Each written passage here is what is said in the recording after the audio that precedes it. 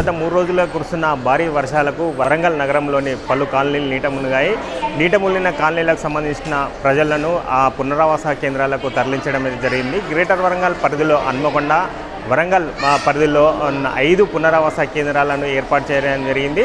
ఈ 5 పునరావాస కేంద్రాల్లో లోతట్టు ప్రాంతాలైన NTR Nagar, Santosh Mata colony, Brindavan colony, Lenin Nagar సంబంధించిన లోతట్టు ప్రాంతాల ప్రజలను ఈ పునరావాసాల కేంద్రాల్లో ఉండడం జరుగుతుంది. వారికి పునరావాస కేంద్రాల్లో గ్రేటర్ వరంగల్ కార్పొరేషన్ పరిధికి సంబంధించిన అధికారులు, స్వచ్ఛంద సంస్థలు మంచినీటిని, ఆహార పదార్థాలను అందజేయడం జరుగుతుంది. అంటే పునరావాస కేంద్రాల్లో సుమారు 5 పునరావాస కేంద్రాల్లో సుమారు 500 మందికి వరకు ఆశ్రమం పొందుతున్నారు. ఇక్కడ అంటే పునరావాస కేంద్రాల్లో పరిస్థితి అంటే లోతట్టు ప్రాంతాల ప్రజల పరిస్థితి ఎలా ఉంది, వారిని అడిగి తెలుసుకునే ప్రయత్నం చేద్దాం.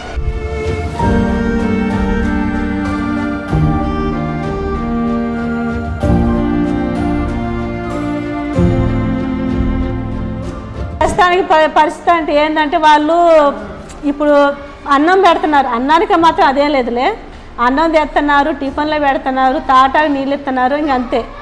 మరి మీరు ఇట్లా ఎన్ని రోజులు ఏడు ఉంటారు? మీ వాతావరణం ఏదో మీ ఇళ్ళకి మేము ఒకసారి మేము వచ్చి చూస్తాం చేస్తాం అన్నోళ్ళు లేరు అసలుకి. వానలు వస్తేనే ఉండండి అంటున్నారు. ఉండండి అంటే మరి ఇల్లు పనులు చేసుకునే వాళ్ళు మగవాళ్ళు అందరూ చేసుకుంటే బతికేటోళ్ళు అందరూ పేదవాళ్ళమే. ఇక్కడ ఉన్నోళ్ళు ఎవ్వరు లేరు. మగవాళ్ళు పనులకు పోయి ఆడవాళ్ళు పనులకు పోతేనే చేసుకుంటే మేము బతికేటోళ్ళు. మేము ఇక్కడ మా పరిస్థితి ఇంక ఇట్లా ఉంది. వానల కాలం వస్తేనే ఇదే మా బాధ. ఇదే మాకు వాన బాగా పడ్డది. ఆదివారము పడితే 3 గంటలకు మమ్మల్ని ఇక్కడ తీసుకొచ్చిర్రు. మాకు అన్నం ఇట్లా అన్నీ వాళ్ళే చూసుకుంటారు. ఇళ్ళకి నీళ్ళు బాగా వచ్చినాయి. చిన్నపిల్లలు ఉన్నారు, అందరం కలిసి ఇక్కడికి వచ్చినాం. 3 రోజులు అవుతుంది. అందరూ మాకు అన్నం గిట్లా తెస్తారు, నీళ్ళు అన్నీ మంచి సౌకర్యం ఉన్నది, అన్నీ చూసుకుంటారు. ఇక్కడనే ఉన్నాం. ఇక్కడికి 3 రోజులు అవుతుంది. అన్నీ తడిస్తే అన్నీ చదువుకున్నాము, ఉండేటివి ఉన్నాయి, పోయేటివి అయినాయి.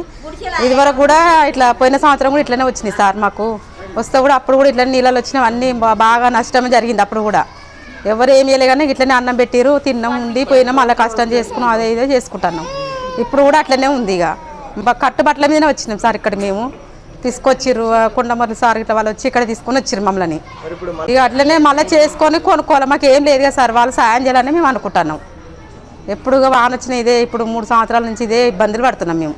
ఇప్పుడు చాలా సంవత్సరాల నుంచి నీటి సమస్య బాగుంది. పోయిన సంవత్సరం కూడా అసలు ఇల్లు కూడా మొత్తం మునిగిపోయినాయి, కొంచెం కూడా ఆనవాళ్ళు లేకుండా మునిగిపోయినాయి. అది అంత ముందుకు చాలా నష్టపోయినాము. ఇప్పుడు దానికంటే కొంచెం కాలువలు సాఫ్ చేయడం వల్ల కొంచెం తగ్గినాయి వాటర్. అయినా కూడా నడుముల లోతు వరకు వచ్చినాయి. ఇంట్లో బియ్యం కానీ, వంట సామాను, ఏంటిది పొయ్యి కానీ అన్నీ తడిచిపోయినాయి. పొయ్యి వండుకోలేని పరిస్థితి. పిల్లలకు బట్టలు కూడా లేవు.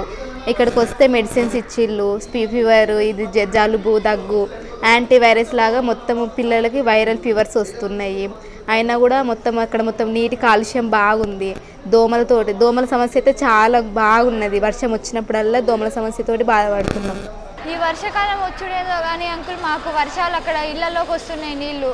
అక్కడ నుంచి ఇక్కడికి రావాల్సి వస్తుంది, వేరే ప్లేసెస్కి రావాల్సి వస్తుంది. ప్రతి వర్షాకాలం మాకు బుక్కులు తడుస్తున్నాయి, స్కూళ్ళకి కాలేజెస్కి పోకుండా అవుతున్నాయి. ఏమన్నా అయినా కూడా అక్కడ ఎవరు పట్టించుకునేటోళ్ళు లేరు. కాలనీలోకి ప్రతి సంవత్సరం, ఇది ఈ సంవత్సరమే కాదు, దగ్గర 4-5 సంవత్సరాల నుంచి వాటర్ వస్తున్నాయి. అయినా సరే ఎవరు ఏం చేయట్లేదు. కాలువలు కూడా అట్లనే పోతున్నాయి తప్పించి కాలువలు కూడా పట్టించుకోవట్లేదు. స్కూల్స్కి కాలేజెస్కి పోయేటోళ్ళకి మాకు మాత్రం, మా కాలనీలో ఉండే వాళ్ళు మాత్రం ఎక్కువ వరకు స్కూల్స్ కాలేజెస్ వాళ్ళే ఉన్నారు. వాళ్ళందరికీ చాలా అంటే చాలా ఇబ్బంది అవుతుంది. ఇప్పుడు ఈ వర్షాకాలం వచ్చడమో కానీ ప్రతిసారి బుక్కులు తడుచుడు అవుతున్నది, స్కూల్స్కి కాలేజెస్కి హాలిడేస్ వస్తున్నాయి. ఇదే పరిస్థితి అవుతుంది మాకు వర్షాకాలం వచ్చిన ప్రతిసారి. ఇప్పుడు ఉన్నవాళ్ళు ఏం చేయట్లేదు. ఏదన్నా చేస్తే కొంచెం ఏమన్నా వస్తేనా, కాలువలకి ఇట్లా ఏమన్నా చేస్తేనా మాకు వాటర్ రాకుండా ఆగితే కొంచెం మాకు కూడా సేఫ్టీ ఉంటుంది. ఇట్లా అందరం కలిసి బయటికి రావాల్సిన పని ఉండదు. ఏ వర్షాలు వస్తే చాలు అందరం కలిసి బయటికి రావాల్సి వస్తున్నది, ఇల్లు వదిలిపెట్టి రావాల్సి వస్తున్నది ఎక్కడెక్కడికో. చూసారుగా గ్రేటర్ వరంగల్ పరిధిలో ముంపు ప్రాంతాల ప్రజల కోసం ఏర్పాటు చేసిన పునరావాస కేంద్రాలకు తీసుకువస్తున్నారు, ఇక్కడ పడేస్తున్నారు, పోతున్నారు, తిండి పెడుతున్నారు తప్ప కాలనీలను బాగుపరిచే పరిస్థితి అయితే అధికారులు చేయడం లేదని ఆ పునరావాస కేంద్రాల్లో ఉన్న లోతట్టు ప్రాంతాల ప్రజలు, వివిధ కాలనీల ప్రజలు అయితే చెప్తున్నారు.